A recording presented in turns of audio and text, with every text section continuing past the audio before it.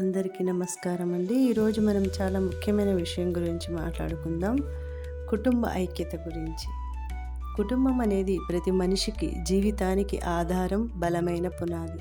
మన జీవిత ప్రయాణం ఒక కుటుంబంలో మొదలవుతుంది. మరి అలాంటి ఇళ్లల్లో ఒకరి అభిప్రాయాన్ని మరొకరు మనస్ఫూర్తిగా అంగీకరించినప్పుడు కుటుంబంలో ఐక్యంగా ఉండడం సాధ్యం ఎలా అవుతుంది? ఉమ్మడి కుటుంబాలలో అఖండ దీపంలాగా వెలిగిన మన భారతదేశ గడ్డపై నేడు పరస్పరం మాటలు లేవు, చూపులు లేవు, ఐక్యత అసలే లేదు.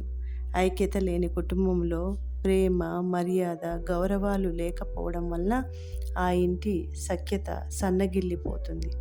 ఎవరికి వారే వైరానికి కాలు దువ్వి విరుద్ధ అభిప్రాయాలకు, అంతం లేని వితండవాదనలకు అలవాటు పడితే కుటుంబానికి కారడవికి తేడానే ఉండదు. కుటుంబ సభ్యులపై నువ్వు కోపిష్టివి, అహంకారివి, సోమరివి అని స్టిక్కర్స్ అతికించి వారిని మారడానికి కూడా అవకాశం లేకుండా చేయకండి. భగవంతుని స్మరణతో వారికి మంచి సంకల్పాల బహుమతిగా ఇచ్చి మారేందుకు సహాయం చేద్దాం. ఇంట్లో వారిని గౌరవిస్తున్నామంటే మిమ్మల్ని మీరు గౌరవించుకున్నట్లే. కుటుంబంలో ఐక్యత ఉంటే సుఖదుఖాలు పంచుకోవచ్చు, సమస్యలు ఎదుర్కోవచ్చు, ఆనందాలు రెట్టింపు అవుతాయి, ఇంటి వాతావరణం కూడా శాంతిమయంగా తయారవుతుంది.